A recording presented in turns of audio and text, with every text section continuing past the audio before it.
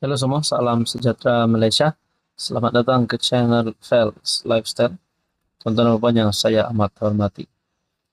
Sebelum ini kita dikejutkan di mana usia Tun Mahathir yang menghampiri 100 tahun yang tiba-tiba ada berita tergempar di mana Dr. Mahathir dimasukkan ke IJN akibat jangkitan saluran pernafasan bertarikh 15 Oktober 2024.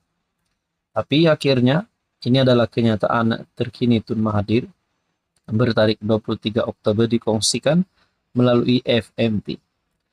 Mungkin ada yang tertanya-tanya apa yang berlaku kepada Mahathir.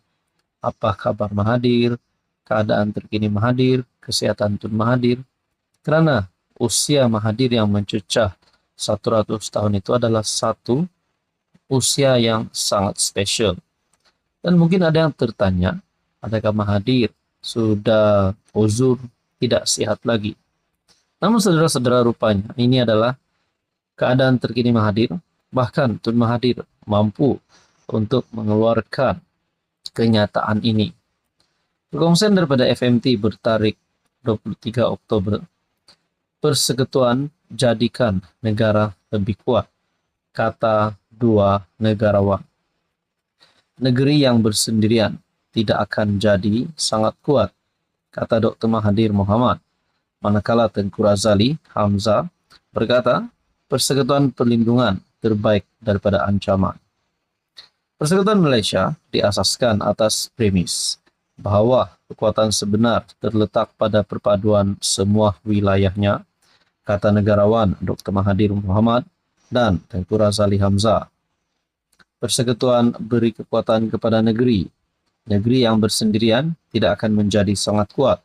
Sejak awal lagi, kami memutuskan bahawa kita harus mempunyai sebuah negara persekutuan yang terdiri daripada banyak negeri, kata bekas Perdana Menteri Mahathir kepada FMT.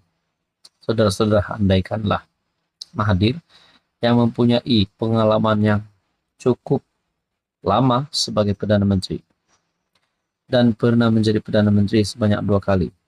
Dengan buah fikiran daripada Tun Mahathir, seorang legenda politik Malaysia ini, daripada beliau sering dikecam kerana memusuhi Anwar, sehingga ada yang kata Mahathir dah kritikal di dalam keadaan politik kerana tidak lagi mampu melawan Anwar, tidak lagi ada harapan untuk lawan Anwar.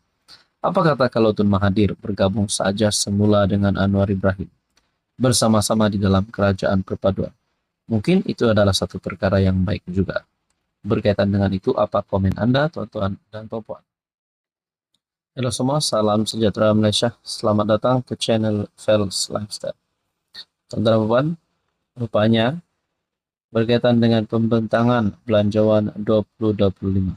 Berita baiknya adalah Belanjawan 2025 sudah diumumkan dan banyak penambahbaikan yang kita dapat dengar. Namun di sudut yang lain, rupanya ada serangan yang diterima oleh Anwar Ibrahim, ataupun mungkin bukan serangan tetapi nasihat ataupun teguran, terutamanya daripada kepimpinan politik, bukan daripada kerajaan.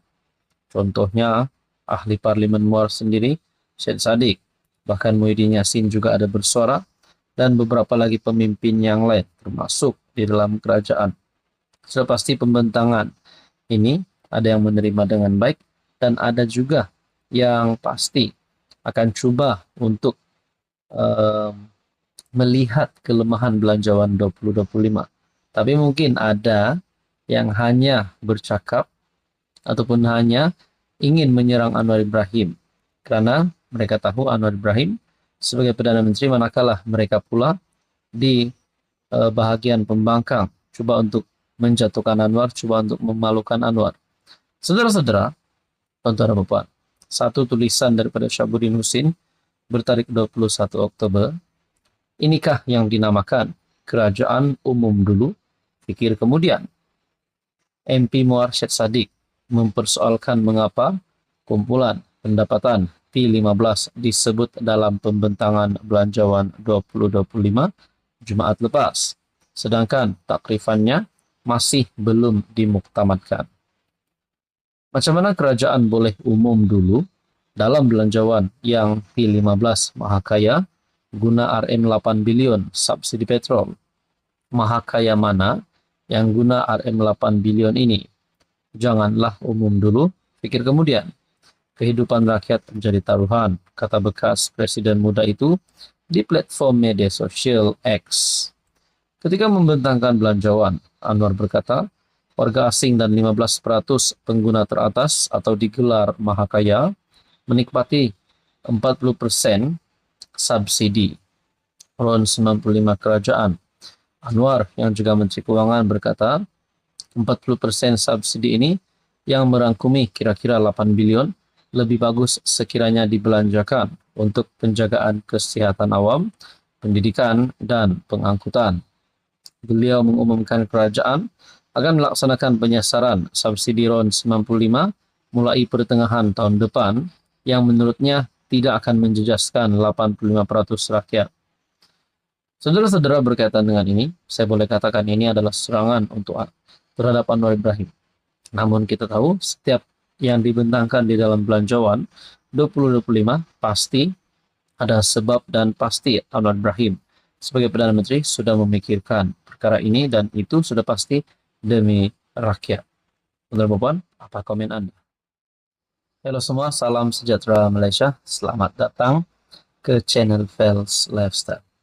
Untuk Anda Bapak yang saya amat hormati. Agak-agaknya selepas ini siapa yang akan dibersihkan oleh SPRM? Adakah mana-mana YB, Datuk-Datuk, Tan Sri, ahli parlimen, ahli Dewan Undangan Negeri, siapapun juga pemimpin di negara ini yang didapati kotor, sakau, terlibat dengan jerung ataupun rasuah, memang perlu dibersihkan. Namun persoalannya, siapakah giliran pemimpin yang seterusnya akan dibersihkan? Namun saudara-saudara, sebelum mana-mana pemimpin dibersihkan, SPRM dalam satu kenyataan dikongsikan melalui sinar harian bertarik 23 Oktober.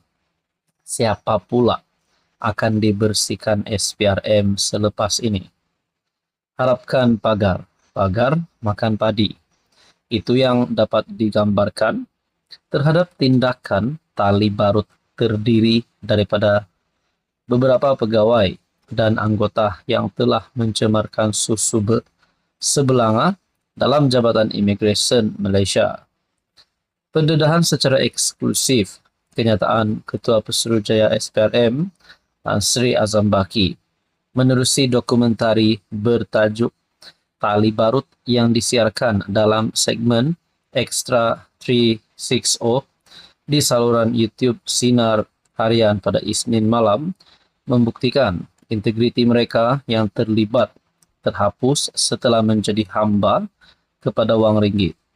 Semua itu diceritakan selepas SPRM pada 18 September lalu menahan 49 pegawai JIM dan seorang sarjan polis wanita, 2 ejen serta 8 keldai akaun kerana disyaki bersekongkol dengan sindiket membawa masuk warga asing menerusi operasi counter setting atau counter laluan khas di pintu masuk negara.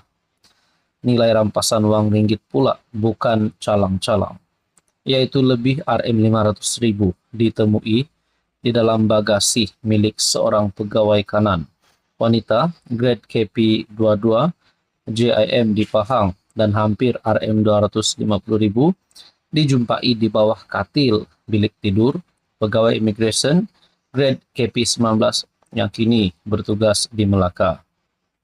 Jumlah keseluruhan sitaan termasuk barang kemas, kenderaan dan akaun bank adalah lebih RM3.6 juta. Sebenarnya, 50 penjawat awam yang terlibat ini sudah mengetahui apa yang mereka lakukan itu merupakan satu tindakan yang mengkhianati negara. Tetapi, seperti diperjelaskan, mereka ini sudah tidak dapat membezakan mana putih, mana hitam.